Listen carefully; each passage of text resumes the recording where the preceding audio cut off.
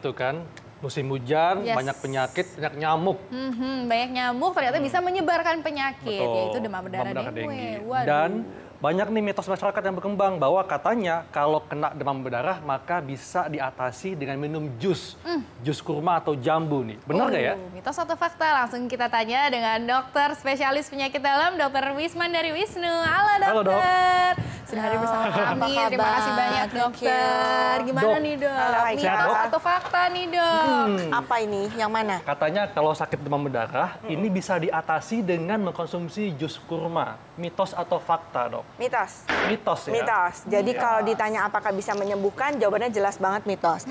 Intinya sebenarnya kan kita perlu cairan. Jadi mau cairan, mau jus apa aja boleh gitu. Mau kurma, mau jambu, mau bangkuang gitu apa aja boleh gitu. Jadi bukan kurmanya atau bukan jus buah apa, tapi lebih ke cairannya. Cairannya ya? Karena kan banyak yang hilang cairannya dok ya ketika demam berdarah ya? Betul. Iya, prinsipnya cairan ya, bukan mau jus buah apa, buah apa, buah apa. Kalau ini orang jangan dipercaya dulu. Iya betul, spesifik kurmanya gitu sih sama sekali enggak ya gitu. Ini kan tadi spesifik ke kurmanya gitu. Enggak mitos lah, mitos. Oke, kita masih punya mitos atau fakta berikutnya nih dok. Bahwa demam disertai mimisan pasti sakit demam berdarah dengue. Mitos atau fakta? Mitos. Mitos. Karena sebenarnya semua demam yang tinggi itu bisa menyebabkan mimisan gitu ya. Apalagi ya bahkan nggak pakai demam aja juga bisa mimisan gitu loh. Jadi tidak betul. Ada banyak sekali penyebab demam, baik virus, baik itu bakteri, itu bisa bikin demam kalau dia sampai tinggi sekali. Tinggi ya, itu sampai berapa Celsius dok kira-kira? Sensitivitas orang-orang pembuluh darah di situ beda-beda. Ada yang baru 39 udah pecah, ada yang 38 udah pecah, ada yang harus sampai 40 gitu. Tapi memang harus tinggi sih. Oke, jadi itu bisa timbul akibat apa saja demam ya, nggak apa mesti saja. demam Iya, dengue. Gitu. Ya, dok. Berikutnya nih dok, mitos atau fakta bahwa jika demam berdarah sebaiknya minum jus jambu atau angkat untuk meningkatkan trombosit. Mitos atau fakta? Ini mitos atau fakta dok? Mitos. Mitos. Mitos semua ya dari tadi. Oke, ini mitos. Kenapa? Karena tadi ya udah disinggung juga bahwa sebenarnya yang dipentingkan itu adalah cairannya. Jadi minum jus apa saja boleh. Nah, ini spesifik banget tadi jus jambu sama angkak. Angkak itu sebenarnya sangat tidak disarankan untuk orang-orang yang demam berdarah. Kenapa? Karena kalau orang minum angkak itu buang air kecilnya dan air besarnya bisa menjadi warna merah. Sedangkan itu adalah salah satu tanda kalau orangnya ada perdarahan atau tidak kan juga merah. Takutnya nyaru gitu loh. Iya, betul. Ini angkaknya atau ini perdarahan. Iya, padahal kalau dia sudah sampai perdarahan di saluran cerna itu kan sesuatu yang serius gitu kan. Malah jadi tidak bisa terdeteksi gitu. Jadi kami-kami yang dirawat itu kita sepakat untuk dokter-dokter jangan sampai minum angkak. Selanjutnya kita masih punya mitos atau fakta bahwa nyamuk Aedes aegypti penyebab demam berdarah cenderung menggigit pada siang hari. Mitos atau fakta nih dok? Kalau jam 10 tuh siang atau pagi ya? Itu masih pagi menjelang siang dok. Oke, jadi gimana jawabnya ya? Soalnya sebenarnya yang sering itu adalah pagi atau sore. Atau sore. Ya, jadi jawabnya apa ini ya? Mitos lah ya, gitu mitos ya. Karena kalau pagi itu bukan bagus deh. Yang banyak menggigit itu antara jam 8 sampai jam 10 pagi-pagi, sama sore-sore sekitar jam 3 atau jam 4 sampai jam 5 atau jam 6. Itu gitu. Nyamuknya beredar nyamuknya ya? lagi antri ya. Justru kalau diperhatikan itu jamnya adalah jam anak sekolah. Nah, dan jam main dok, sore-sore kan? Betul, jam paginya jam lagi di sekolah yang memang ya bukan iniin sekolahnya ya, tapi kan kita nggak tahu kalau di sekolah gitu kan. Sedangkan satu lagi jam main juga banyak di kebun dan lain-lain gitu. Memang itu jam-jam Jadi sensitif. ini mitos dok ya? Kalau siang hari jamnya mitos. Mitos ya? Mitos, oke. Tapi tetap aja ya kalau misalnya digigit nyamuk, tetap harus waspada juga ya dok ya? Mungkin kalau gigit nyamuk, kalau saya sih bisa ya, pas digigit tuh nyamuknya kita lihat aja warnanya apa gitu. Bagaimana dok cara mengenali bahwa ini nyamuk Aedes aegypti? Gampang sih sebenarnya, nyamuknya khas banget, belang-belang. Belang-belang ya? Belang-belang, hitam-putih, iya betul, khas banget. Dan dia agak lama ya, kalau saya ngeliat dia agak lama minumnya ya? Agak kurang ajar ya. Udah kita goyang gini dia masih nempel gitu loh. Ya, iya, jadi gitu kita bisa lihat, oh ini Aedes aegypti. Dan yang itu betina doang loh. Jadi hanya aneh betina ya, ya? yang suka gigit itu yang memang menularkan itu adalah nyamuk yang betina. Oke, masyarakat mungkin ingin tahu nih ya dok ya, prosesnya nih dok, dari mulai digigit oleh si Aedes aegypti betina sampai muncul gejala. Berapa hari dok mulai dari digigit nyamuk sampai muncul gejala? Oh oke. Nah, ini berapa hari, Dok, mulai muncul gejala ketika semenjak digigit nyamuk? Ya, jadi memang kalau kita digigit itu kira-kira 4-6 hari baru muncul kejadian-kejadian seperti ini. Iya. Yang pertama kali itu kan demam tinggi mendadak. Itu khas banget. Jadi anaknya masih main-main, masih main bola, tiba-tiba pulang demam. Dipegang demamnya dan langsung tinggi. Demamnya? Bisa menggigil, bisa enggak. Karena orang kalau demam tinggi sekali itu kan memang jatuhnya agak menggigil ya. Yang khasnya adalah mendadak dan tinggi langsung. Mendadak dan tinggi langsung? Iya, ada kan yang suam-suam gitu ya, malu-malu gitu demamnya gitu. Ini enggak, ini langsung tinggi gitu. Ini langsung tinggi. Iya, kira-kira 4-6 hari kemudian ya setelah digigit. Nah, kemudian badannya pegal-pegal. Kayak flu, Dok, ya? Seperti itu ya? Iya, kayak flu ya, persis kayak flu. Jadi pegel-pegel, sakit otot semua gitu ya. Sakitnya ada yang sampai heboh sekali, ada yang tidak. Tapi sebagian besar ya pegel lah gitu jatuhnya ya. Kemudian juga sakit kepala, itu jelas banget. Karena semua infeksi virus itu jatuhnya sakit kepala.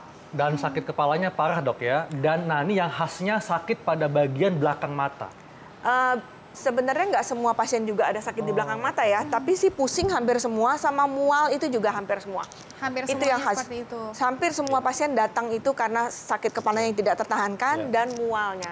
Nah, Dok, apakah semua penderita demam berdarah ini akan disertai dengan bintik-bintik merah pada kulit? Tidak. Ya? Kalau yang masih stadium 1 itu belum ada bintik-bintik merahnya.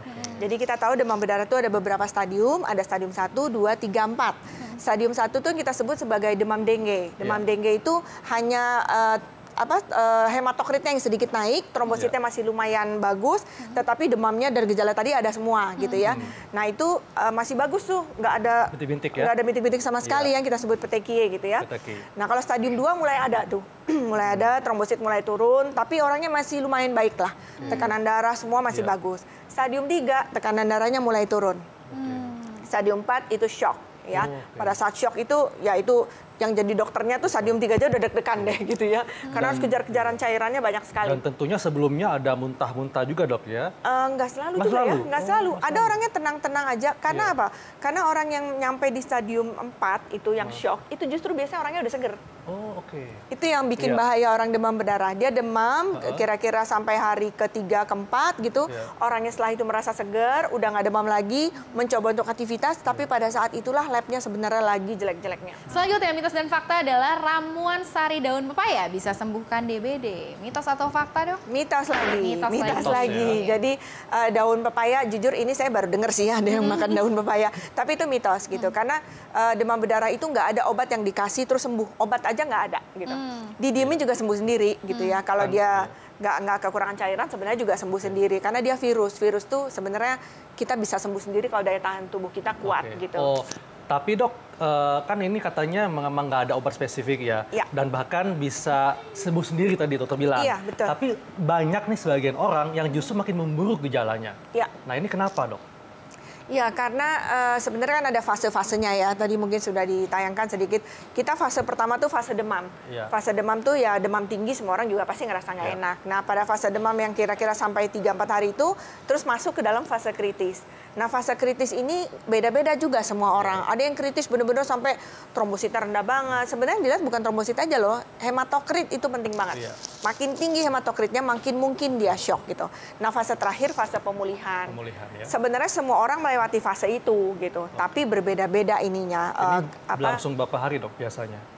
Kalau sampai sampai fase pemulihan tuh kira-kira 7 hari deh. 7 hari ya. Iya. Oke, selanjutnya mitos atau fakta nih, Dok, bahwa fogging saja cukup untuk mencegah penularan demam berdarah dengue. Mitos lagi. Mitos lagi. Tidak cukup ya, Dok, ya. Harus ditambahkan apa, Dok? Yang iklan-iklan itu loh, 3M ya gitu. Jadi 3M, jadi kita pertama harus menutup, jadi semua ada yang kelihatan menampung air itu ditutup. Kemudian mengubur dan menguras. Jadi yang kita punya kaleng-kaleng bekas tetap itu sebaiknya dikubur. Kemudian juga yang terakhir kita sebaiknya menguras. Atau M yang ketiga ada yang bilang menguras bak mandi, atau ada juga yang menaburkan abate. Abate ya, supaya jentik-jentik nyamuknya mati ya. Iya, karena kan kalau yang di fogging hanya yang dewasa aja. Iya, jentik-jentiknya nggak kena. Iya, betul. Ya. Selanjutnya nih, Dok, mitos atau fakta, jika sudah terkena demam berdarah, tidak akan terkena lagi. Iya. Mitos lagi. Mitos lagi. Iya, mitos lagi. Kenapa? Karena virus demam berdarah tuh ada 4 macam, ada 4 strain ya. Nah, 4 ini kalau orang udah kena yang tipe 1, bisa aja dia kena yang tipe 2 di berikutnya. Bisa aja kena yang tipe 3 gitu. Jadi tapi biasanya sih nggak berulang ya, tipe 1 besoknya tipe 1 lagi, biasanya sih nggak. Jadi kenanya yang tipe-tipe lain. Jadi masih bisa terkena kembali. Iya. Nah Jadi siapapun bisa terkena demam berdarah ya. Iya, betul Nggak sekali. cowok, nggak cewek, laki, perempuan sih bisa. Iya, selama Tua muda juga. tua muda juga Iya. ya, selama nyamuknya masih ada, virusnya masih ada, itu pasti masih bisa menular kemana-mana ya dok Iya, ya. betul. Makanya sangat penting untuk memutus mata rantai penularannya nih ya dok Betul ya. sekali. Mungkin dokter bisa kasih tips nih dok, tipsnya, Dok. bagaimana sih dok caranya? Iya, kalau tipsnya yang pasti tadi 3M itu ya. Iya. Jadi kita harus ngelihat sama-sama. Karena mungkin spesifiknya adalah nyamuk ini justru nggak suka di yang tempat-tempat kotor. Beda gitu ya, Iya. justru tempat-tempat bersih. Jadi kalau ngeliat ada tempat yang bisa menampung air, itu segera kita tutup. Kemudian juga menguras air-air yang ada. Iya. Dan juga mengubur kalau memang banyak kaleng-kaleng bekas yang kira-kira Yang bisa menampung air ya. Ya, dan Iya. sebenarnya ada vaksin yang bisa untuk mencegah demam berdarah ini gitu. Tapi saat ini sejak mungkin kalau nggak salah akhir tahun kemarin, Iya. vaksin ini tidak terlalu direkomendasikan lagi. Karena memang ternyata untuk orang-orang yang justru belum pernah kena demam berdarah, itu kalau divaksin malah kena demam berdarahnya di kemudian hari bisa lebih berat. Waduh. Malah Kenapa jadi bisa seperti gitu, Dok? itu. Nah, itu juga kita kurang begitu tahu Iya. apa alasannya, tapi saat ini kan kita masih seperti post marketing survei gitu ya. Jadi terlihat bahwa ternyata orang-orang yang diberikan vaksin itu di kemudian hari kalau kena malah menjadi lebih berat. Tapi untuk orang-orang yang sudah pernah kena demam berdarah, vaksin ini cukup efektif gitu. Cuman sayangnya vaksin ini lumayan mahal ya. Mahal ya? Ya, Oke. lumayan mahal. Iya. Tapi yang pasti untuk penonton di rumah, jangan hanya menggantungkan kepada fogging ya, tapi juga aktif nih melakukan 3M, menguras bak mandi, menutup media penampung air, dan mengubur benda-benda yang bisa menampung air hujan, dok ya. Iya, Seperti itu. jadi harus rajin-rajin melihat nih ya, rajin-rajin melihat Iya. nih di tampungan bak airnya tiba-tiba ada yang jentik-jentik, Iya. waduh bahaya. Mesti ditaburkan abate atau dikuras. aja. Intinya Oke. jangan mager ya. Oke, udah Baik, 60 menit nih. Iya. Terima kasih banyak, Sama-sama, Dr. Wisma dari Wisnu. sama-sama. Sangat jelas sekali. Iya. Semoga ini bermanfaat untuk semua pemirsa yang nonton. Dan jangan Pastinya. lupa untuk pemirsa Ayo Hidup Sehat, selalu nonton program Ayo Hidup Sehat.